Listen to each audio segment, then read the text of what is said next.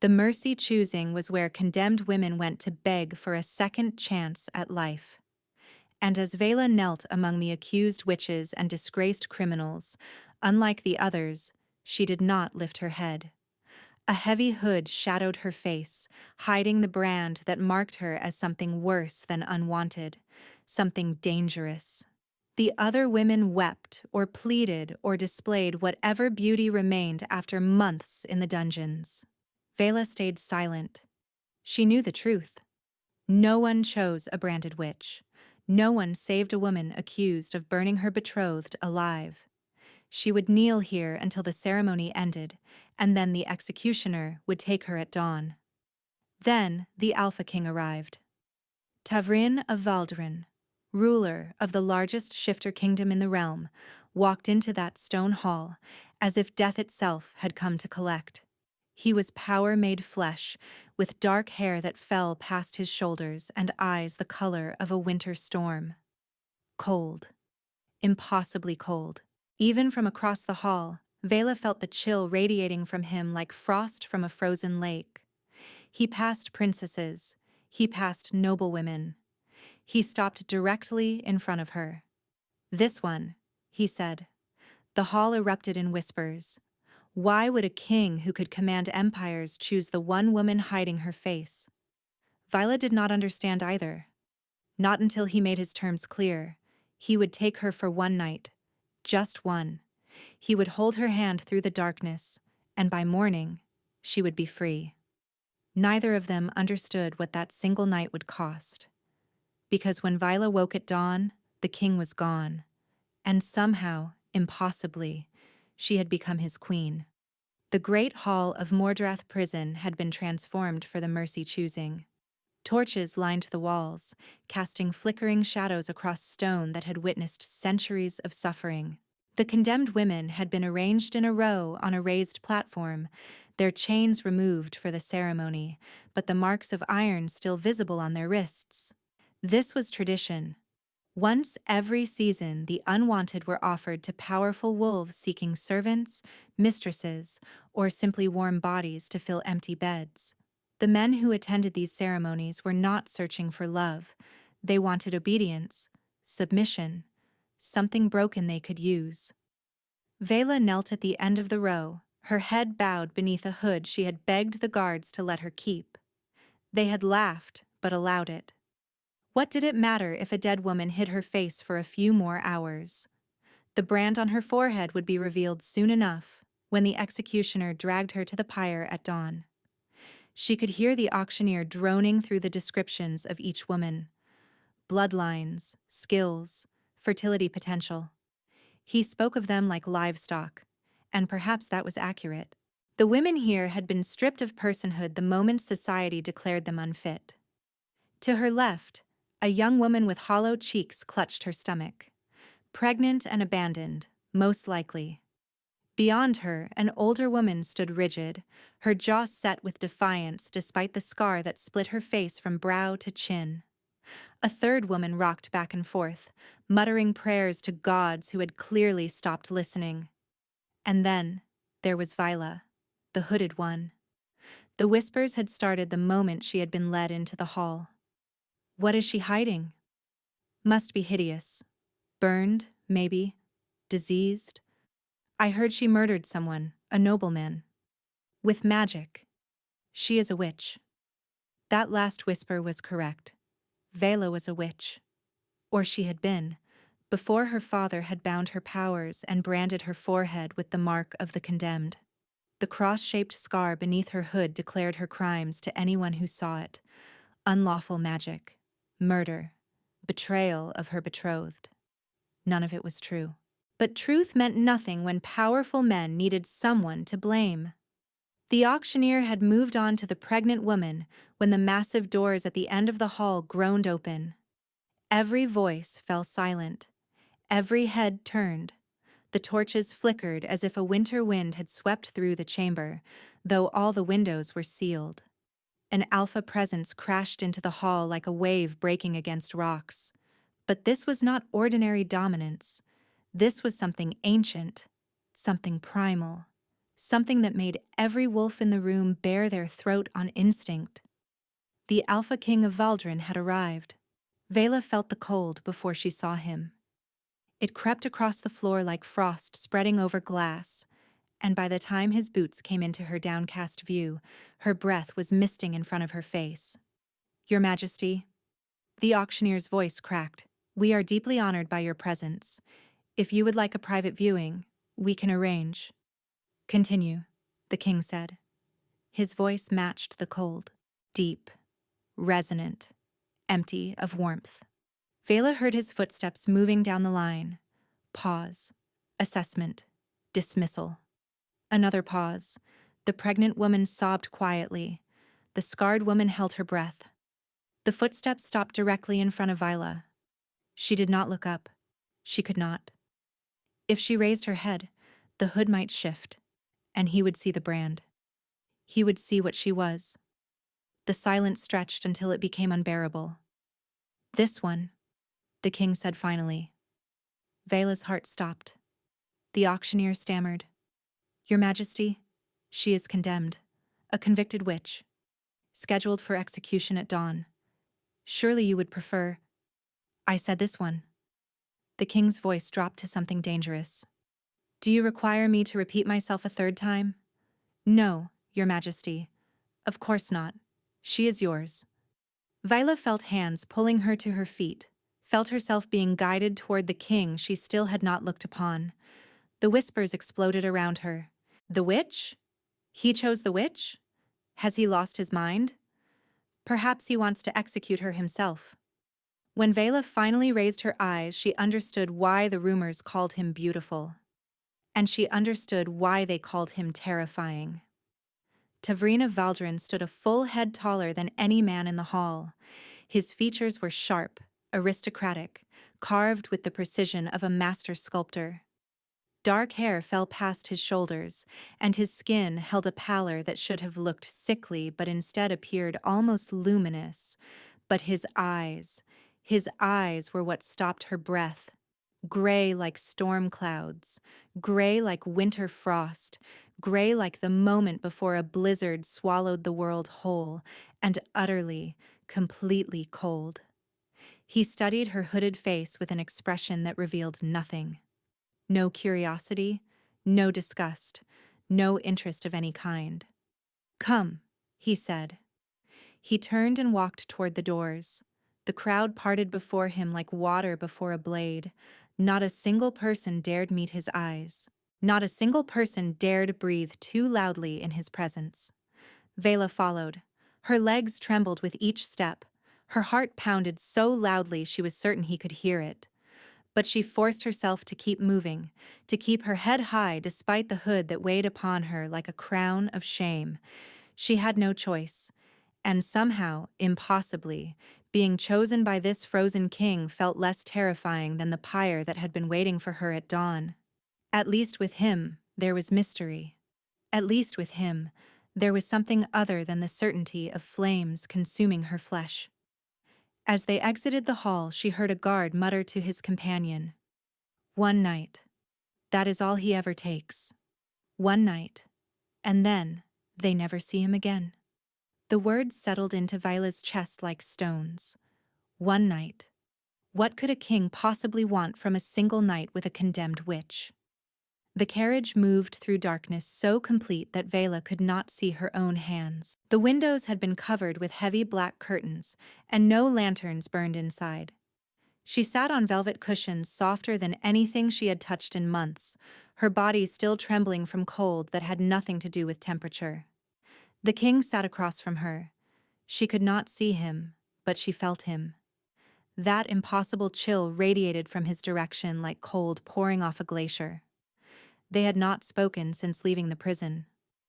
Vila clutched her hood tighter around her face, though the darkness made it unnecessary. Her mind raced with questions she dared not ask. Why had he chosen her? What did he want? What happened after one night?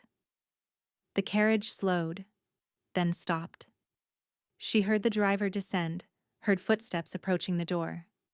"We have arrived, Your Majesty," a voice announced. Light flooded the interior as the door opened, and Viola squinted against the sudden brightness. Torches. Hundreds of them, lining a courtyard of white stone that gleamed like snow beneath the night sky. And beyond the courtyard, a castle unlike anything she had ever imagined. It rose into the darkness like a mountain made of ice, its towers sharp and glittering, and its walls pale as bone. Frost clung to every surface despite the season. Icicles hung from archways that should have held summer roses. The very air around the structure seemed to shimmer with cold. Vela stepped down from the carriage on shaking legs, staring up at the impossible architecture. "This is Valdrin Keep," the king said behind her. "For tonight, it is your home." She turned to face him, finally seeing him in proper light. The torches painted shadows across his sharp features, emphasizing the hollows beneath his cheekbones, the darkness beneath his eyes. He looked exhausted, she realized. Exhausted and somehow in pain, though his expression betrayed nothing. "Your Majesty," Viola began carefully, "I still do not understand why—" "Walk with me," he interrupted. "I will explain inside." She followed him through the courtyard, past servants who bowed deeply but never raised their eyes. The silence was oppressive. No whispers here, no curious glances, only perfect frozen obedience. The interior of the castle matched its exterior. White marble floors veined with silver, tapestries depicting winter scenes that seemed to move in the flickering torchlight. And cold. A deep, pervasive cold that seeped through Viola's threadbare clothing and settled into her bones. They stopped before a heavy wooden door carved with wolves running through a snowstorm. The king turned to face her. "Remove your hood," he said. Vela's heart clenched. "Your Majesty, I would rather—" "I do not need to see your face." His voice remained flat, emotionless. "But I need you to understand that I already know what you are hiding." She froze. "You are a fire witch," the king continued. "Your magic was bound 3 years ago after you were accused of murdering your betrothed with flames. The brand on your forehead marks you as a dangerous criminal. Your father is Renard Ashworth. Your sister is Odessa. Your mother died when you were 16, under circumstances your father calls convenient." Each fact landed like a blow. He knew everything. "I did not kill him," Vela whispered. "Kieran, my betrothed. I did not—" "I believe you." The words stopped her cold.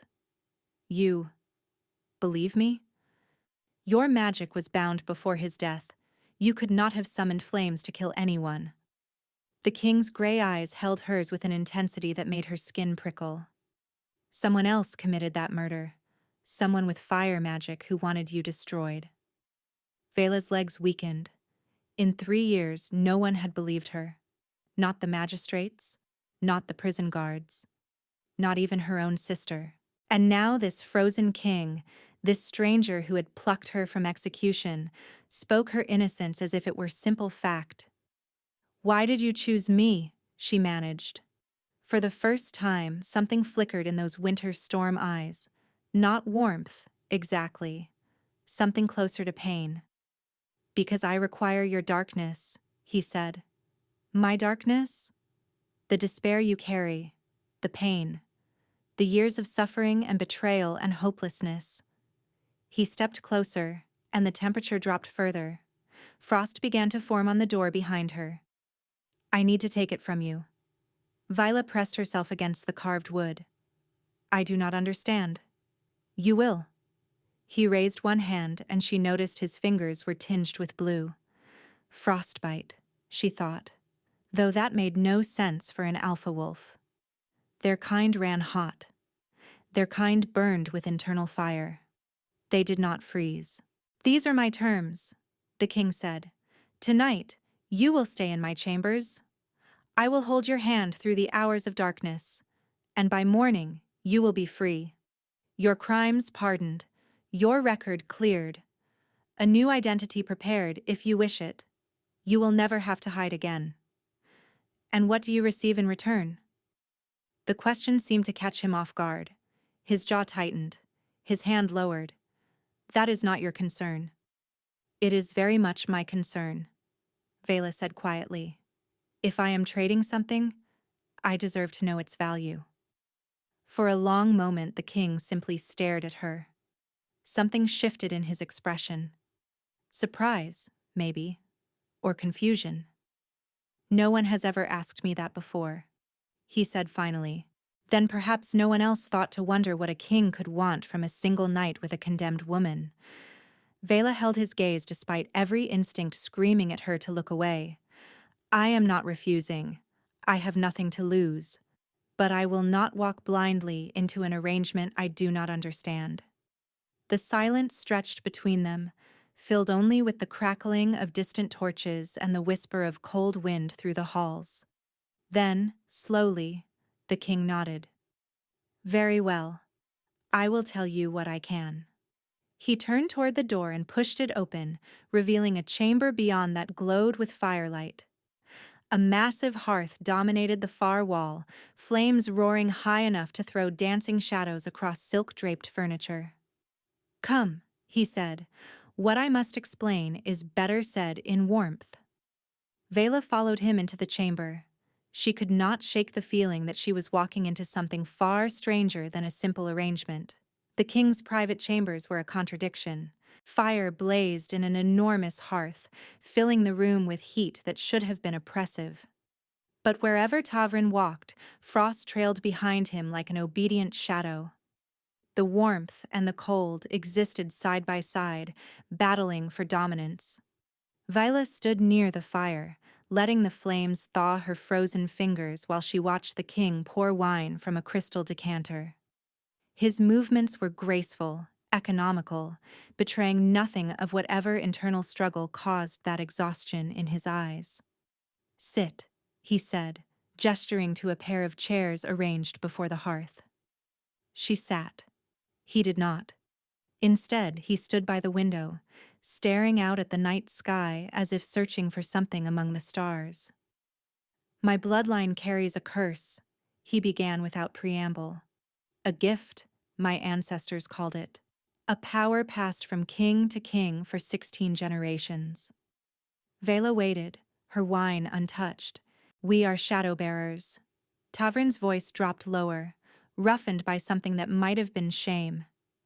"We have the ability to absorb darkness from others, pain, trauma, despair, the wounds that exist inside rather than upon the skin." The fire crackled. Shadows danced. "That does not sound like a curse," Viola said carefully. "It becomes one when you understand the cost." He finally turned to face her, and the torchlight illuminated the extent of his pallor. He looked like a man who had not slept in years, a man slowly being consumed from within.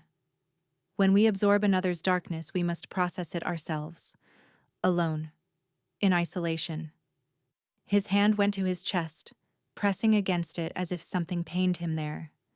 "If we remain in the presence of the one we helped pass dawn, the darkness rebounds. It destroys us both." Understanding crashed over Viola like a cold wave. "That is why you can only stay one night," she breathed. "You take someone's pain, and then you must leave before sunrise." "Yes." "And the cold? The frost?" "A side effect." Tavrin's lips twisted into something that might have been a smile if there had been any warmth in it. "I have absorbed the darkness of many. It accumulates. It changes us." He raised his hand, and Vela saw that the blue tinge had spread further, creeping past his knuckles toward his wrist. "I am freezing from the inside out, have been for years." The fire suddenly felt too hot. Viola's chest ached with a sorrow she did not understand. "Why continue?" she asked. "If it is killing you, why keep absorbing more?" "Because I can." His answer was simple, flat. "Because those who suffer deserve relief, even if I cannot give them everything. One night of peace may not seem like much. But for someone drowning in despair, for someone kneeling on a platform, waiting for the executioner, one night of peace might be everything." Vela looked down at her hands, still trembling slightly from cold and shock. He had chosen her because she was suffering. He had chosen her to help her. And in doing so, he would take another piece of her pain into himself. I could refuse, she said quietly, to protect you. You could, but then you would die at dawn, and my curse would remain regardless. My fate was sealed long before I found you. That seems rather bleak. It is rather bleak. This time, the shadow of a smile reached his eyes. But I have made peace with it. Viola studied him, this strange frozen king who spoke of his death with such calm acceptance. You are nothing like the rumors claim, she said finally. The rumors say many things. Most are untrue. He moved toward her at last, lowering himself into the opposite chair. Do you accept my terms? I do, but I have a condition of my own. Tavern raised one dark eyebrow. Tell me why. Not the curse, not the politics. Tell me why you were at the mercy choosing tonight. Why me? For a long moment the king did not answer. The fire crackled. The shadows shifted. Then he reached into his coat and withdrew a small portrait. He held it out to her. Viola took it with careful fingers and stared down at the image. A woman with dark hair and violet eyes gazed back at her. The resemblance was unmistakable. This is my mother, she whispered, Lenara Ashworth. Before she was married to your father. She was my mother's closest friend. They grew up in this very castle. The portrait trembled in Viola's grip. When I learned of your conviction, I investigated. The king leaned back in his chair. Your mother was innocent. Your father destroyed her to hide his own shame. And when you inherited her magic, he arranged for you to take the blame for a murder he himself committed. Tears burned behind Vela's eyes, but she refused to let them fall. You know all of this. You know my father killed Kiran. I do. Then why not bring him to justice? Because I am dying. Tavern's voice held no self-pity, only fact. I do not have time to wage war against your father, but I have enough time for one night. I have enough time to give Lenara's daughter the peace she deserves. The tears came then, silent and hot against her frozen cheeks. Tavern rose from his chair and crossed to her. He did not touch her. He simply stood there and waited. May I? He asked softly, raising one hand. Viola nodded. His fingers found hers. They were ice cold, so cold they should have burned, but instead they felt like relief. Like exhaling after years of holding her breath. Tell me, he said, everything, every pain you have carried. Tell me, and let me take it. So she did. She told him about her mother's death and her father's hatred. She told him about discovering her magic and the brand that followed. She told him about Kiran, who had claimed to love her, who had then chosen her sister. She told him about the fire that killed him, the accusations, the prison, the endless despair. And as she spoke, she felt it lifting. The king held her hand through every word. His skin grew colder with each revelation. Frost crept along the floor. When she finally fell silent, Tavern's eyes had gone nearly white with frost. Sleep now, he murmured. I will stay until you do. Exhaustion claimed her before she could speak. She felt him lift her, felt soft blankets enveloping her body, felt the press of cold lips against her forehead. Then darkness swallowed her whole. Viola woke to sunlight streaming through crystal windows. She bolted upright, her heart pounding, her mind flooding with memories of the night before. The king, his confession, his cold hands wrapped around hers. The bed was empty. She was alone in a chamber she did not recognize. Silk sheets, golden tapestries, a vanity laden with jewels, and on her finger, a ring she had never seen before. Silver metal carved into the shape of two wolves running through snow, the royal seal of Valdrin. Your Majesty? A soft voice came from the doorway. Vela turned to find a woman in servant's clothing bowing deeply. "Your Majesty," the woman repeated. "Would you prefer breakfast in your chambers or in the great hall?" "My Majesty?" The servant looked confused. "You are the queen, Your Majesty. The king performed the binding ceremony himself last night while you slept." Queen, binding ceremony. Last night. Vila's mind reeled. "Where is he? Where is the king?" The servant's expression shifted. Something sad passed through her eyes. "The king departed at dawn, Your Majesty, as he always must." "When will he return?" The silence that followed told Vila everything she needed to know.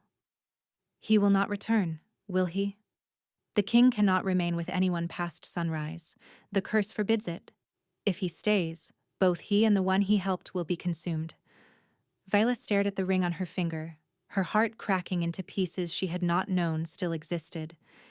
He had made her his queen, given her his name, his protection, his kingdom.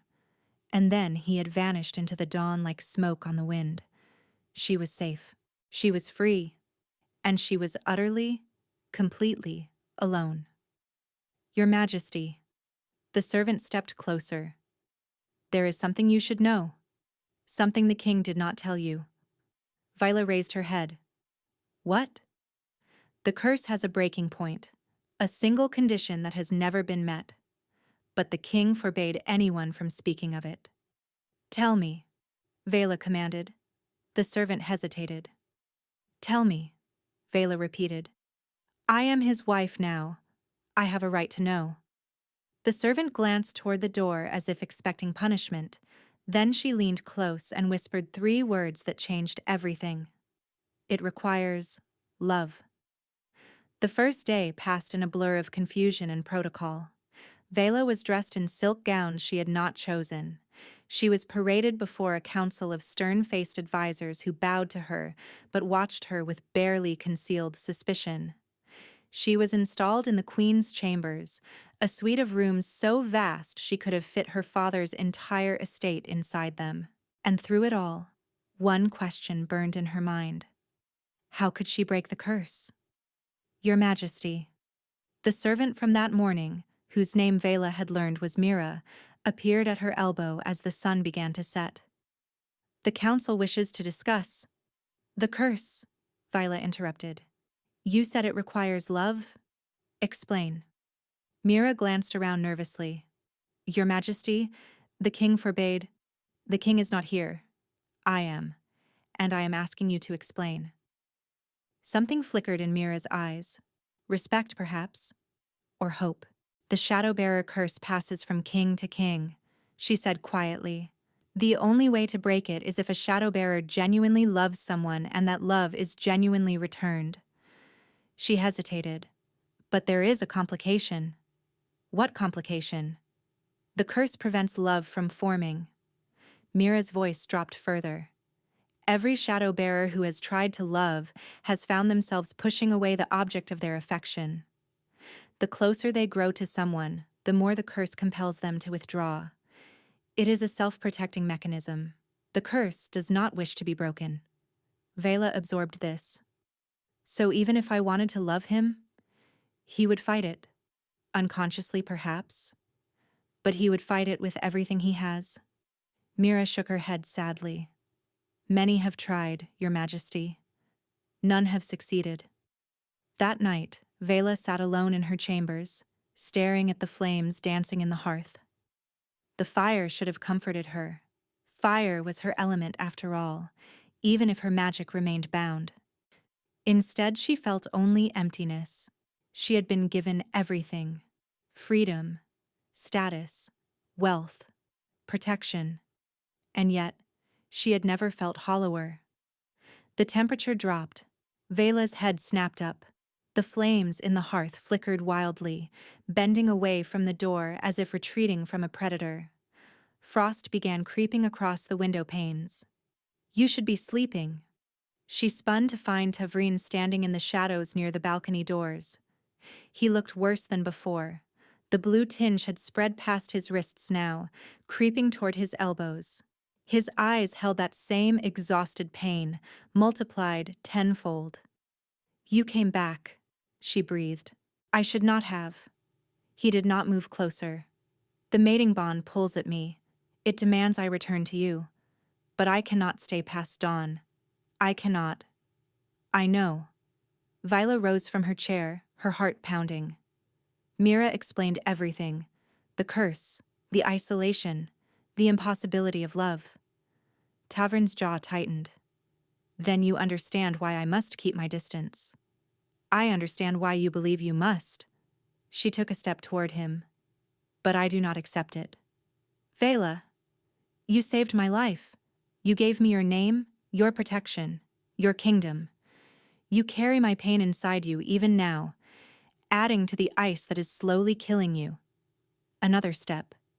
"Do you truly expect me to simply accept that and move on?" "Yes." His voice cracked on the word. "That is exactly what I expect. What I need." "Then you chose the wrong woman to save." They stood facing each other across the frozen chamber. Tavrin's breath misted in the air between them. Viola's did not. Her fire nature burned too hot for that. Perhaps, she thought, that was exactly why he needed her. "1 hour," she said finally. "Stay for 1 hour. Talk to me. Let me know you as something other than a ghost who held my hand in the darkness."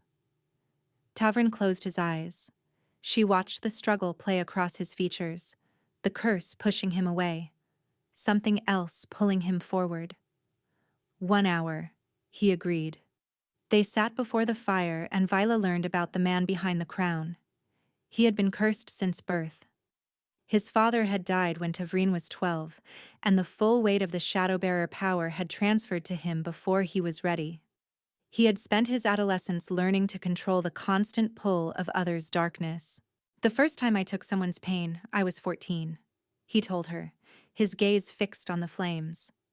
A servant girl had lost her entire family to plague. Her grief was so overwhelming it leaked from her like blood from a wound. I touched her hand and it flowed into me. What happened? I saved her." His voice went flat. "And I did not sleep for 3 months. Her darkness lived inside me, replaying her losses over and over until I thought I would go mad." "How did you survive?" "I learned to process it, slowly, painfully. My body adapted." He raised his hand, studying the blue-tinged fingers. "But it changed me. Each darkness I absorb leaves its mark. The cold is just the visible manifestation of everything I carry." "How many?" Viola asked softly. "How many people have you helped?" Tavrin was quiet for a long moment. The fire crackled between them. Shadows danced across his face, making him look ancient and young all at once. "Thousands," he said finally. "Over 16 years. Thousands of broken souls whose pain now lives inside me. Servants who lost children. Soldiers who saw horrors in battle. Widows who watched their husbands die slowly. Orphans who remembered the faces of parents they would never see again." His voice cracked on the last word. "Every single one of them is still here." He pressed his hand against his chest. "I carry them all. Their grief, their rage, their despair. It never fades. It never diminishes. It simply accumulates." "You are the bravest man I have ever known," Vela said. Tavrin looked at her sharply. "Brave? I am a monster, Viola. A creature of ice pretending to be a king. The cold will consume me eventually. It is only a matter of time." "Then let me warm you." The words escaped before she could stop them. Tavrin went rigid. "You do not know what you are offering." "I know exactly what I am offering." Viola reached across the space between them and took his frozen hand in hers. The cold burned against her palm, but she held fast. "I am a fire witch. Even bound, my nature runs hot. And you are freezing to death from the inside. The curse." "I do not care about the curse." She squeezed his fingers tighter. "I care about you. The man who saved me. The man who carries the suffering of thousands because he cannot bear to watch others hurt." Tavrin stared at their joined hands. 1 hour is over, he said roughly. Then stay for another. He should have pulled away. The curse demanded it. But he did not move. The hours passed. They talked until the sky began to lighten, and only then did Tavrin tear himself away. He vanished through the balcony doors without looking back. But the next night he returned. And the night after that. And the night after that. Weeks passed in this pattern. Sunsets that brought the king to her chambers. Midnights spent in conversation before the fire. Dawns that stole him away before she could memorize the planes of his face.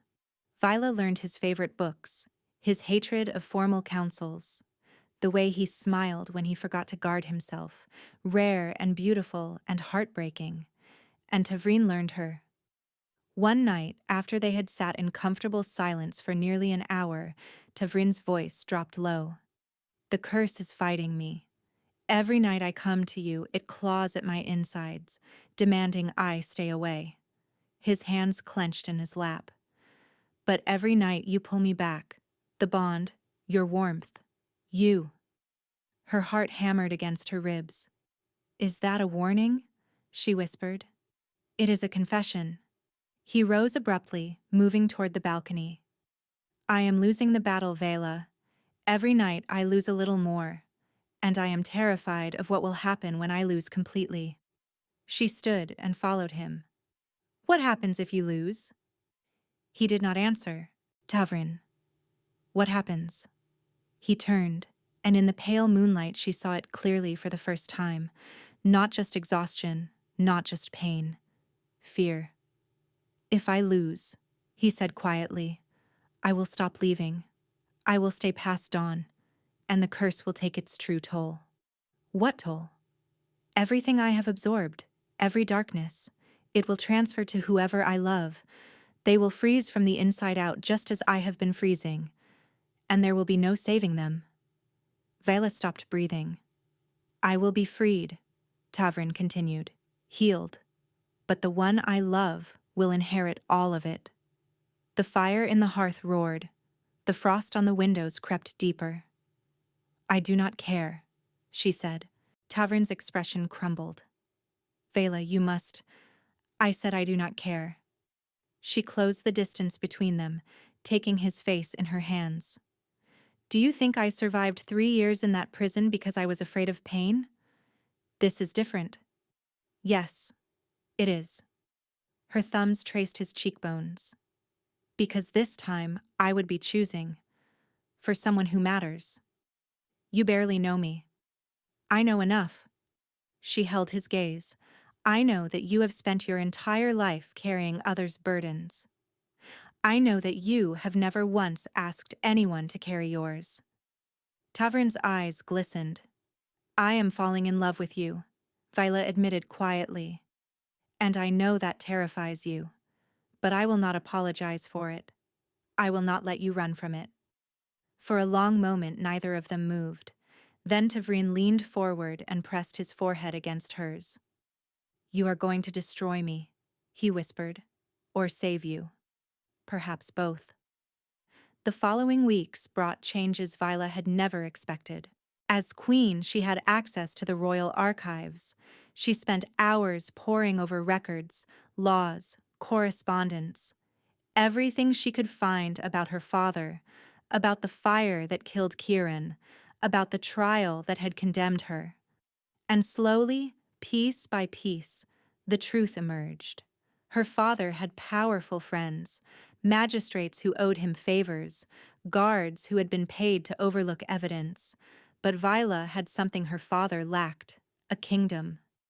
Your Majesty, Lord Cassian, the head of Tavrin's council, bowed before her in the great hall. The evidence you have gathered is damning. If we proceed with the charges against Lord Ashworth, it will create considerable political upheaval. I am aware. Vela kept her voice steady. Proceed, regardless. 3 days later, soldiers bearing the royal seal arrived at Ashworth Manor. Vela was not present for her father's arrest. She did not need to be. The satisfaction of knowing that he was finally facing justice burned through her like cleansing fire. But it was the trial that broke her. Not because of its outcome. Her father was found guilty on all counts: murder, conspiracy, unlawful binding of a witch. The magistrates who had protected him were stripped of their positions. What broke her was what came after. She stood in the great hall as the verdicts were announced, her spine straight, her expression composed. The courtiers whispered about her strength, her resilience. They did not see the emptiness spreading through her chest. For 3 years, rage had sustained her. Hatred for her father. Determination to survive. The burning need for vindication. Now that fire had nothing left to consume. The crowds dispersed. The hall emptied. Vela stood alone amid the echoes of justice finally served, and she felt nothing at all. You won. She turned to find Mira watching her from the doorway. Yes, Vela agreed. I won. Then why do you look like you lost? Because winning was supposed to feel like something. Her voice broke. It was supposed to fill the emptiness. Instead, I just feel hollow. Mira approached slowly. The darkness you carried was not just about your father, Your Majesty. Justice for one crime does not erase all of that. That night, Vila waited by the fire as she always did. But when the temperature dropped, she did not rise to greet Tavrin. She simply sat there, staring at flames that could not warm her. Something happened. His voice came from behind her. My father was convicted, sentenced to life imprisonment, all his titles stripped. Vila's voice emerged flat. I should be celebrating. Tavrin circled around to face her. But you feel nothing. Worse than nothing. I feel like the anger was the only thing keeping me alive, and now that it is gone, she shook her head. I do not know who I am without it. Tavrin knelt before her chair, bringing himself to her eye level. His cold hands took hers. You are Vela, Queen of Valdrin, survivor of horrors that would have broken anyone else. His gray eyes held hers. You are not your anger, Vela. You never were. Your anger was a weapon you wielded to survive. But now the battle is over. You can put it down. And what am I without it? Everything. His voice roughened. You are everything. Tears spilled down her cheeks. Tavrin, I need to tell you something. I already know. You do not. She gripped his hands tighter. I love you. I know it is dangerous. I know what the curse threatens. Tavrin had gone completely still, but I cannot stop. Tears streamed down her face. I have tried. Every night I tell myself to pull away, to protect myself, and every night I fail. Vila, I love you. The words tore from her throat like flames escaping containment, and I refuse to die having never said it. Tavrin stared at her, and then, without thinking, he surged forward, capturing her mouth with his. The kiss was ice and fire, burning and freezing, pain and pleasure intertwined. His lips were cold against hers, but his desperation burned hot enough to melt glaciers.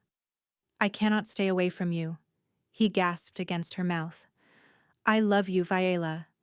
I have loved you since the moment you demanded to know what I was getting from our bargain. Vela laughed through her tears. We are doomed, she said. Completely.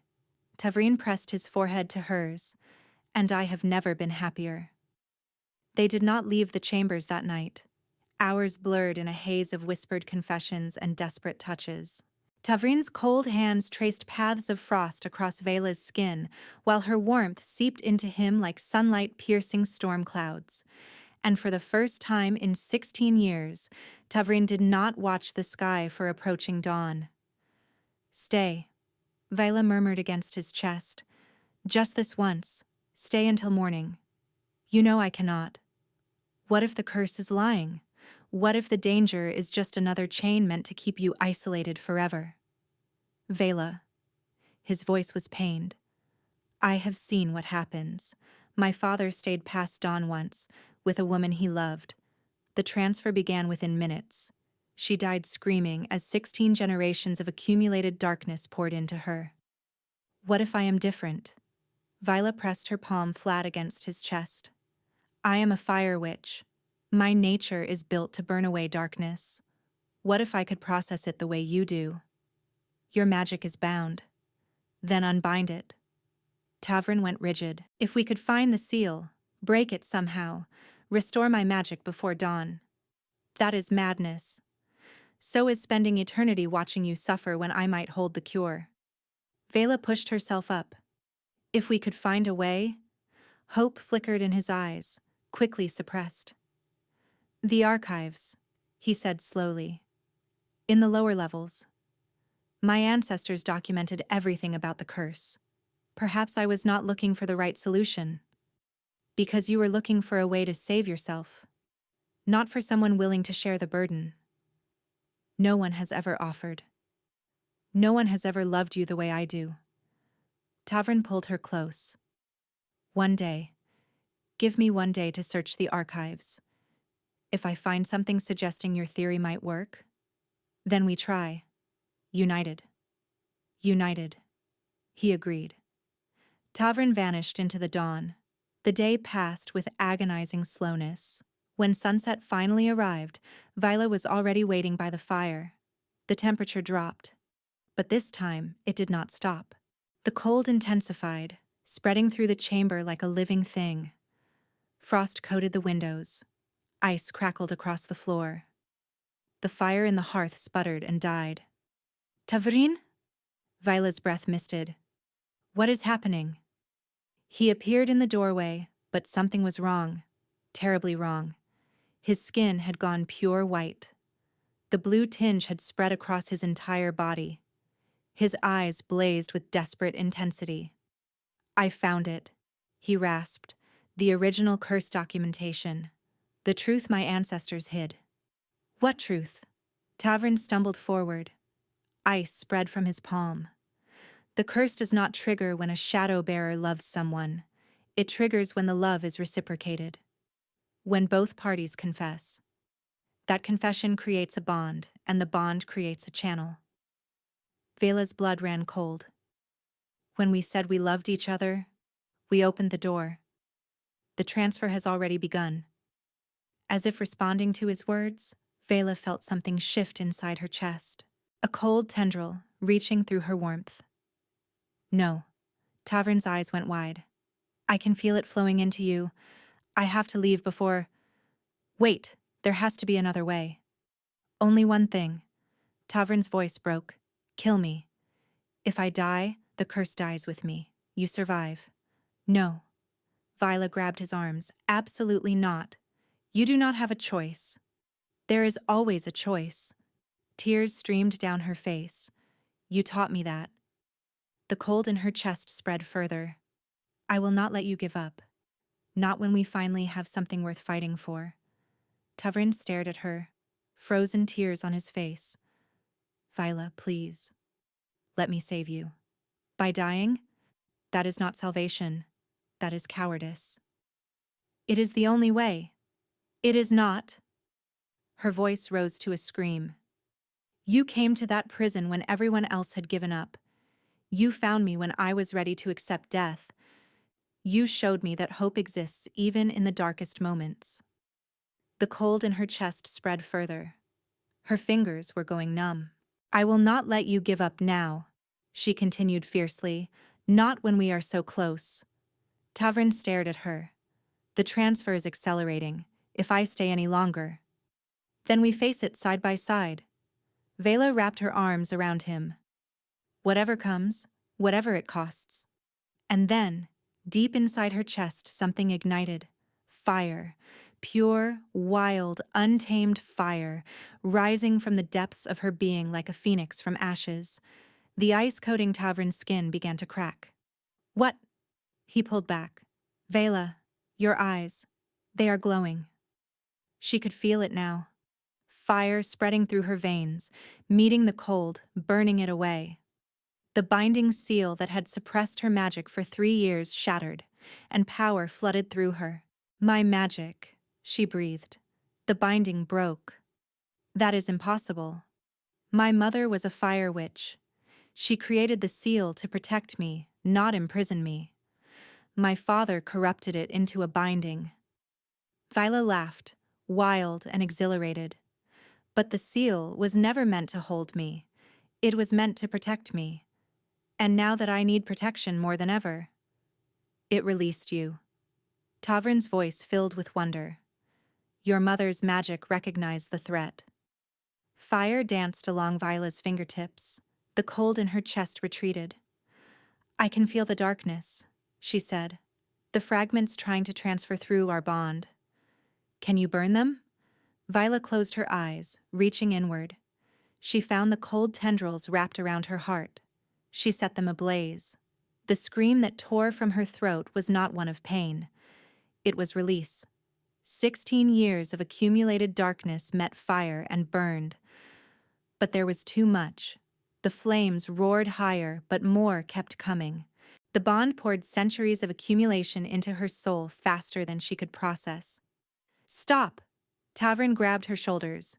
You will burn yourself out. I cannot stop. If I stop, we both die. Then let me help. He pressed his forehead to hers. Not darkness this time. Strength. Love. Hope. As one, he whispered. You said we face it as one. Viola reached for his strength and let it feed her flames. The fire exploded. Light filled the chamber, blinding and brilliant, burning away shadows that had lingered for generations. The cold shattered like glass. The frost evaporated. The darkness that had accumulated in Tavrin's soul for 16 years met fire that had been waiting 3 years to be freed. And burned. Every fragment of suffering, every stolen moment of joy, every tear shed in silence, every scream swallowed in darkness. All of it met Viola's flames and was transformed into light. When it was over, Viola collapsed. Her body gave out completely. Her vision went white, then black.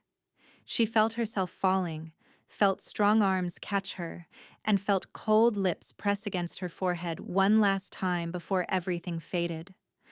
The last thing she heard before darkness claimed her was Tavrin's voice, desperate and terrified, calling her name over and over, as if the sound alone could anchor her to life. Vela drifted in darkness, not the cold darkness of the curse. This was warm, safe, like floating in a summer lake at midnight. Voices echoed around her, distant and muffled. She is not waking. It has been 3 days. The healers say her body is intact. It is her spirit that retreated. Then, quieter than the rest, a voice she recognized. Tavrin. She has to survive. I cannot lose her. Not after everything. Viola tried to reach toward that voice, but the darkness held her gently. There was something she needed to finish. The curse. She could still feel fragments of it inside her. Not the darkness itself. That had burned away. But something else. A structure. The bones of the curse. It was rebuilding. No, I burned it. You burned the symptoms. A new voice, ancient and terrible, resonated through the darkness. Not the disease. Light bloomed in the distance. A figure emerged. A woman, impossibly old, her eyes glowing with winter storm gray. I am Morvain, the woman said, first queen of Valdrin, creator of the Shadow-Bearer curse. You created this? You condemned your own bloodline? I saved my bloodline. My husband was weak, emotional. His compassion made him vulnerable. I gave him the power to absorb darkness. The inability to love was a necessary protection. Love is not weakness. Love is the ultimate weakness. Morvain circled Vela slowly. You have proven that. The curse activated. You nearly died. But I stopped it. Did you? Morvain waved her hand, revealing a vision. Tavrin, sitting beside Vela's unconscious body. His skin was warm now. The blue tinge was gone. But frost was creeping across Viola's sleeping form, her lips tinged with blue. No, Viola whispered. The transfer completed while you were unconscious. You burned away the darkness, but the curse itself found a new home. It lives in you now. Understanding crashed over her. I am the new shadow bearer. Exactly. And if you ever confess love again, the cycle repeats. Morvain began to fade. No one has ever refused the curse's compulsions. Then I will be the first. Morvain paused. Something shifted in those ancient eyes. Perhaps you will. She vanished. Vela fought toward consciousness, toward Tavrin's hand still clasped around hers. She opened her eyes. Vela. Tavrin's face crumbled with relief. Thank the gods. I thought I had lost you. She reached up and touched his face. Warm. For the first time since she had known him, his skin was warm. No frost. No blue tinge. Just a man. Healthy and whole. Tears streaming down his cheeks. You are warm, she whispered, and something bloomed in her chest. Not the cold of the curse, the warmth of knowing she had given him this. That her fire had burned away his prison. Not yet, she said. But we have a problem. What problem? The curse is broken. The cold is gone. No. I transferred it. The curse lives in me now. The color drained from his face. That is impossible. The curse only passes through bloodline. I am your mate. Our bond created a channel. No. Tavrin shook his head violently. I will not watch you suffer the way I suffered. You may not have a choice. There is always a choice. He gripped her shoulders. You refused to let me give up. Now I refuse to let you carry this alone. I met Morvain, Vela said. She told me no one has ever refused the curse's compulsions. No one has fought against its nature. My ancestors tried. They all failed. Did they try alone? Isolating themselves, exactly as the curse wanted? Understanding dawned in Tavrin's eyes. The curse enforces isolation. That is its weakness. What if we use our bond to fight the curse united? I do not know if that would work. Neither do I. Vela smiled grimly. But I would rather die trying than spend eternity frozen and alone. Tavrin pressed his forehead to hers. Side by side, he whispered. Side by side, but the cold was spreading deeper. They had time, but not much. The archives of Valdrin Keep stretched deeper than Vela had imagined. Level after level of ancient records. Tavrin led her through corridors that grew colder with each descent, past doors sealed with magic that recognized only royal blood. My ancestors documented everything, he explained. The curse, their attempts to break it. And Morvain? The lowest level. Records never meant to be read again. They reached a door of black iron covered in shifting symbols. Tavrin pressed his palm against it. Blood welled from an invisible cut. The door groaned open. The chamber beyond was small, but the walls were covered in thousands of carved words, circling around a single object on a pedestal. A mirror, its surface swirled with shadows. What is this? Vela approached cautiously. Morvain's prison. When she created the curse, she bound her spirit to it. Her consciousness remained active, whispering to each shadow bearer. She spoke to you? Every night for 16 years. I thought it was my own despair. Vela stared at the swirling darkness. She appeared to me, told me the curse was unbreakable. She lies. Tavrin pointed to carved text. Look here, King Aldrich's account. Vela knelt and read. The curse is not a gift bestowed. It is a parasite embedded. Morvain did not strengthen our bloodline. She infected it.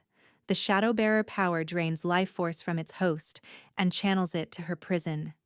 Each king extends her existence. Each darkness absorbed feeds her immortality. Horror crept through Vela's veins. She has been feeding on your family for 500 years. Yes, I was nothing but a conduit. And now I am? No. Tavrin's voice burned with determination. Aldrich wrote more. Vela scanned further. But the parasite can be severed. The infected must willingly release their connection to the curse while standing before the mirror. In doing so, they return all accumulated power to its source. Return it to Morvain. Give her back everything she stole, which would restore her fully. That is why no one has done it. He assumed there was no way to defeat Morvain once released. Because there was not. As long as the curse exists, she cannot truly die. But what if the curse did not exist? Vela's heart began to race. I burned away 16 years of darkness. If I release my connection now, before the curse can rebuild, you would release Morvain with nothing. An immortal witch with no power. Hope kindled in Tavrin's eyes. But we do not know what releasing the connection will do to you. I have already nearly died once today. What is once more? Then let me do it with you. The bond works both ways. I have residual traces. As one, she said. As one. They faced the mirror. The shadows swirled faster. How do we release the connection? We speak our intent. The curse responds to conscious will. Vila reached inside herself, finding the cold structure wrapped around her heart. I release you, she said clearly. I reject your hold on me. Pain exploded through her chest. The curse screamed, clawing at her. Vela's fire roared to life. Beside her, Tavrin spoke his own release. His strength flowed through their bond. The mirror blazed with light. Shadows poured from its surface, coalescing into Morvain. Twisted, desperate, her face contorted with rage. Fools! You think you can defeat me? I am eternal. She stopped, looked down at her hands. They were fading. What have you done? Where is the power? Burned, Vela gasped, before you could claim it. No, the darkness cannot be destroyed. To fire it can, and fire answers to me. Morvain's form flickered. She clawed at the air, but there was nothing to sustain her. This is not over. The curse will return. No. Tavrin stepped forward. It ends here. He raised his hand. Light. Warm, golden light. That is not possible, Morvain hissed. You carry darkness, not light. I carried darkness, but my mate burned it away, and in its place, something new grew. The light intensified. Morvain dissolved faster. You cannot destroy me. I am part of the bloodline. Gone. Vela raised her own hand, fire joining light. You are gone. The combined power struck the mirror. It shattered. Morvain's final scream echoed as her spirit dispersed into nothingness. Then silence. Vela collapsed into Tavrin's arms. Is it over? She whispered. Tavrin pressed his hand against his chest, then against hers. The cold is gone. Truly gone. His expression shifted to wonder. I feel warm. And I feel free. He pulled her closer. We did it, he said, his voice cracking. As one. As one. The weeks that followed were unlike anything Vela had experienced. For the first time in her life, she was not running, not hiding, not surviving. She was living. The curse's destruction sent ripples through the kingdom. Shadow bearers had been part of Valdrin's identity for 500 years. Without it, the royal family had to redefine themselves. Tavrin rose to the challenge. He abolished the mercy choosing. He established programs for those who suffered, healers and counselors who could help without supernatural intervention. And he loved Vila openly, without fear. Their second wedding took place in the castle gardens on the first day of summer. The sun blazed overhead, warm and golden and impossibly bright after so many years of cold.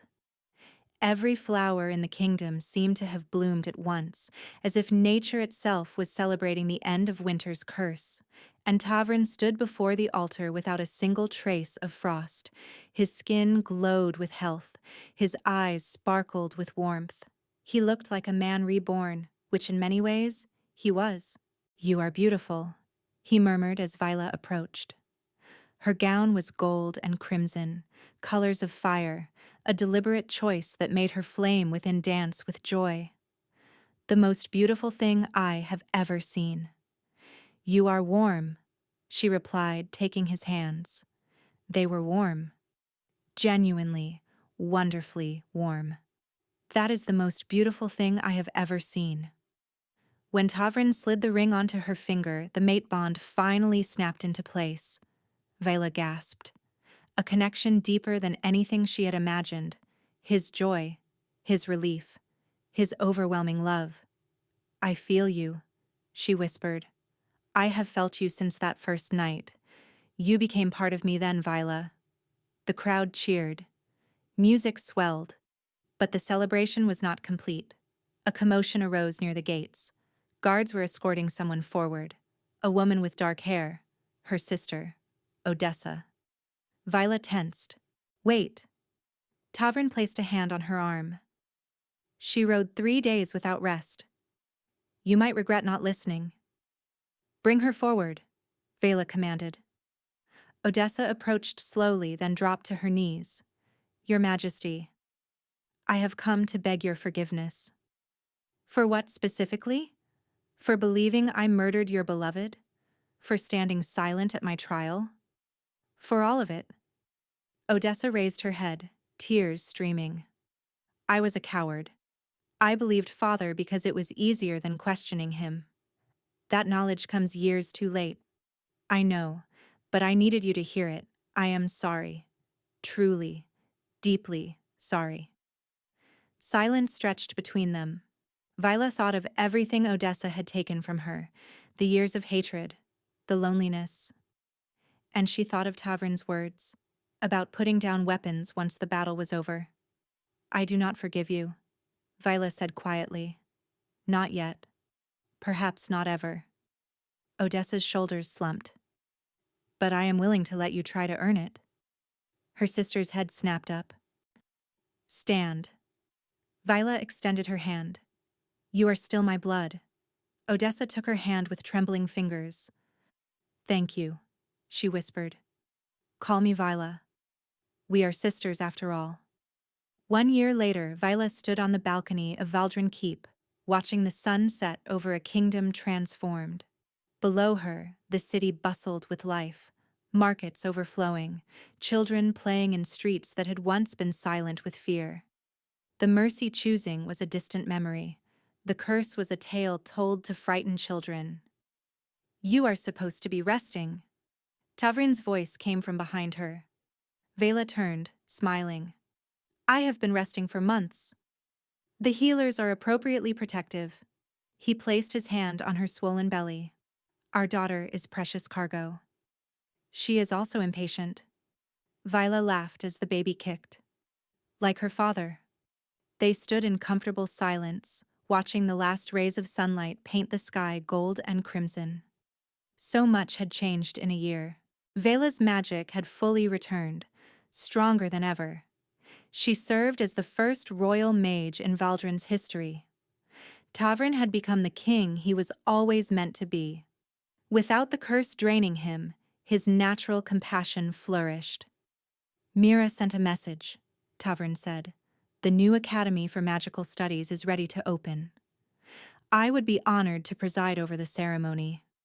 There is also news from the prison. Your father requested an audience. Viola's smile faded. What does he want? To apologize, apparently. Do you believe that? I believe people can change. He took her hand. But some wounds require more than words to heal. I will see him. Eventually. When our daughter is old enough to understand. That seems fair. Viola leaned against Tavrin's shoulder. Forgiveness is a journey, not a destination. Odessa taught me that. Her sister had worked tirelessly over the past year. Slowly, they were finding their way back to each other. The sun is almost gone, Tavrin observed. Do you remember the first sunrise after the curse broke? I will never forget it. The first time I had felt warm in 16 years. I wept because I had never truly believed it would work. She turned to face him. Now I know it was real. This life we have built is real.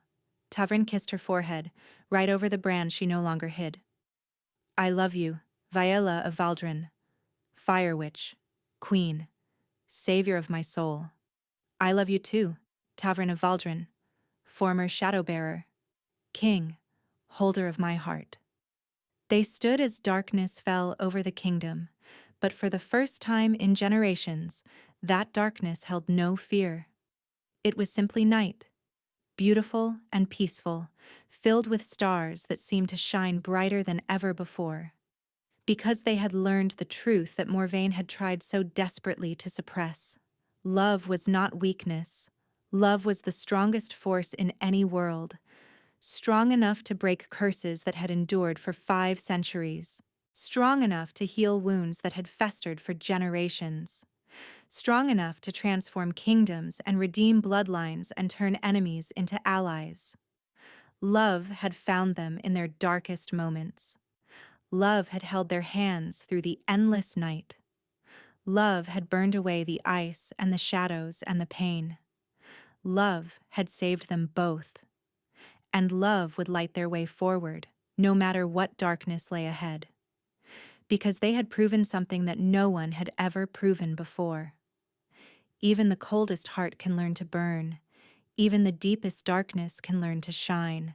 And even the most broken souls can find their way home. Thank you for listening to this story. If you enjoyed it, please like, subscribe, and share with others who love tales of love conquering darkness. Leave a comment telling me your favorite moment. Until next time, remember, even in your darkest night, someone may be waiting to hold your hand until dawn.